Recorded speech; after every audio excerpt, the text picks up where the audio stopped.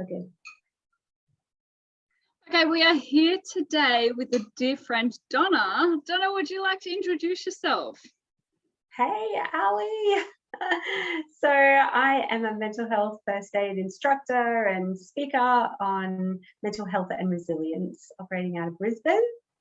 And I have a lived experience of a mental health crisis. Back in 2012, I made a serious attempt on my life after a crisis that was triggered in the workplace.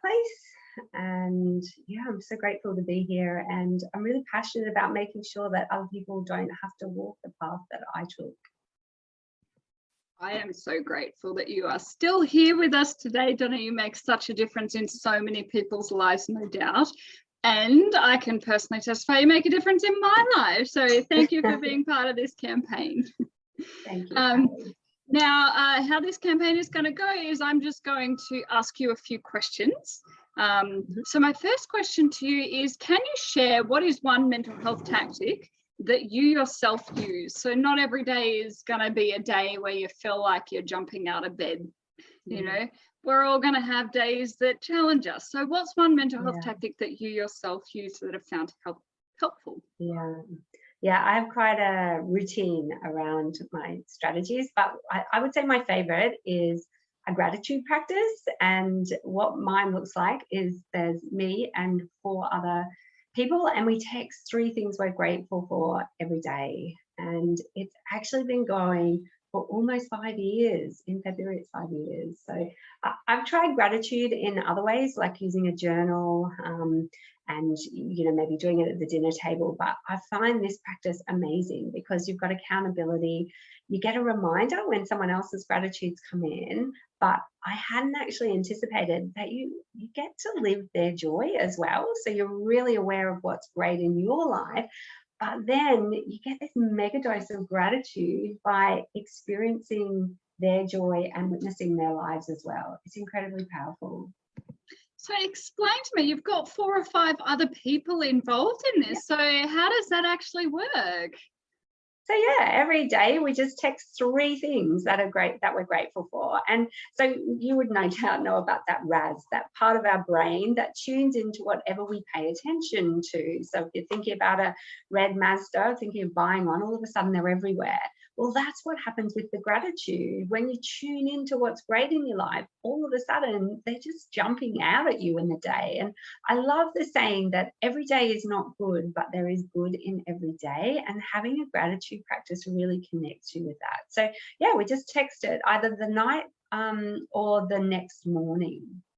And they'll be simple things. It's just that you share it like it's such an easy thing, and no doubt it is. It sounds like it's that routine for you now, Totally. What a great way to, I'm just guessing you roped in some like-minded friends for the practice. Well, people actually asked to join it when I told people about it. Wow. So started off with me and one other, and then we just grew it. And I think 5 is a great number. It comes from the work of Tam Grout, who's got a book called Thank and Grow Rich. And 5's great because you've got to read the text every day. So that makes it manageable. But what a great way to build in accountability buddies to that task. Like, yes, there's so much evidence out there that gratitude's so important for us, but now you've got 5 key players in your life that are reminding you of embedding it in. And, I mean, no doubt you, within your own advocacy, kind of like share that insight that with this well-being space, we have to work on it, not just on the days that we're feeling down, but the days we're actually feeling good as well. Yes, absolutely. And sometimes people can tend to not do it when they're not feeling great. And, that's when we actually need it the most. But you're right. It's about making any of these strategies routine. So we miss them if we don't do them. It just feels strange if you haven't, because I journal as well. I do some mindfulness, and it doesn't feel right when you don't do those things because they're a part of who you are. Yeah, and how wonderful to hear you just share them with ease, because I can tell they've become quite good habits for you. So well done. Well, I think too, when you experience the benefits, it makes it easier to keep continuing, but it can be hard at first to develop a new habit. Yeah, for sure. One little habit, how do you say it? Practice the reinforcement. I have this habit share app. It's Ah, a simple app that you just tick off every day that I've done it, but it puts it front of mind to say, yeah, hey, nice. have you practiced your gratitude today? And Yeah. you can similarly share it with friends so they can get your message to say, yep, I've ticked that off today. But it's just, Nice. we need to get into these little tiny micro things, right? Yeah. So that they become those habits, which is great. Yes. James Clear's book, Atomic Habits, it's life-changing. I highly recommend that book to anybody. Nice one. I will keep that in mind. So look, let me move on to the next question that I have for you, which is, what is your message of hope? So just imagine, we've all come through such adversity to be here today, and there are some that may be experiencing some of that adversity now. Like COVID's a pretty scary thing, and it's brought up lots of emotions and conversations into play. So is there a message of hope that you would like to share? What's something that you yourself may have felt like you could have benefited from, but now you can kind of like step back from it, saying you've got that wisdom, but it may not have felt like you knew that in that moment, in that eye of the storm? Yeah, sure. Look, I think these words are from Marie Forleo. They resonated for me so much. Everything is figure-outable. I think sometimes when we're in the thick of a dark time or a crisis, you really, it can feel impossible to get out of. And I wish I had heard that saying. I'm not sure if it would have made a difference, but I love that. And also just that, like, life can change so quickly and easily, and for the better, but also, it can be for the worse, but it can also be for the better. And I just think, like, our best days can absolutely be in front of us. And if anyone had told me, 10 years ago that I would be doing what I'm doing, feeling, how I do, which is generally thriving, I don't know if I would have believed it, and especially not at the time I was having my crisis. And now I just think every single one of us has a birthright to feel well and to live a fulfilling life, and we should never give up until we find this for us. Different people as well. Yeah, thank you, Donna. Like, for bringing your authentic self to the plate. I can tell you genuinely do mean that when you're sharing that with integrity. Totally. My final question to you is, this is a suicide prevention campaign, and we have been asking if there are people that come from a place of lived experience. Were there any particular actions or tactics that really helped bring that mental state around? So sometimes it could be sharing from a personal experience, but could also be sharing from the perspective of how to help someone else in that time of need. So we're just trying to collect some insights that could actually be some pretty helpful gestures for someone who may be going through something right now. Look, I think one of the most important things that we can do for anyone is to listen to them, like to really be present with them, and give them a space to speak. I often find that even just the process of articulating what's going on can be so therapeutic. And often, we're moving around all the time, and we're busy, and often we don't have that opportunity to truly engage with somebody and be heard. And I think that is a really powerful thing.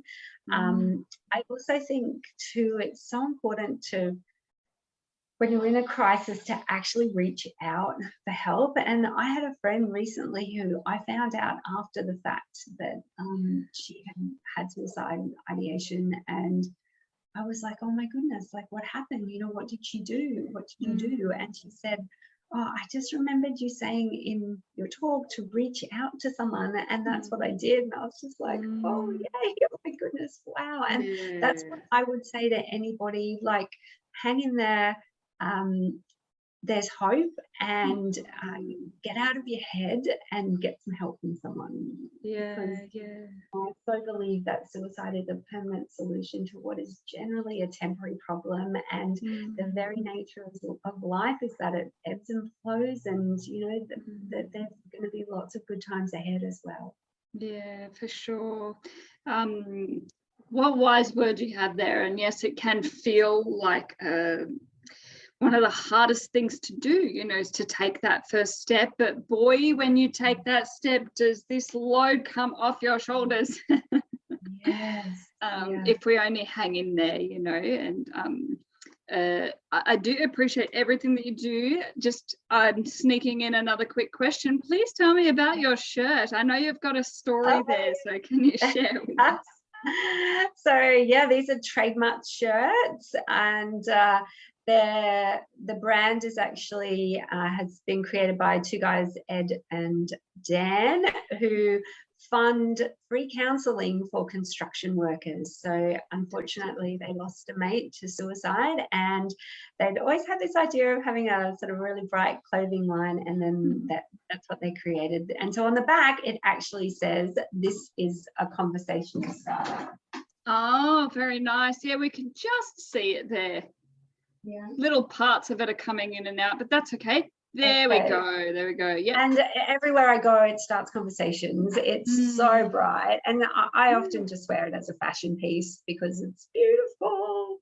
Yeah, I love it. I mean, it's provoking this early why prevention. You know, if we have these healthy conversations ahead of time, you know, it can absolutely help save some of those pathways. And yeah, you never know what people are going through in their life, right? Totally. And yeah, just that connection with people, asking, genuinely asking. And, you know, if they say, "I'm okay," well, are you really okay? Tell me more. What's happening in your life? Yeah. You know, if we, you know, go a bit deeper, often we can find out that there's more going on than what they're sharing initially, you know.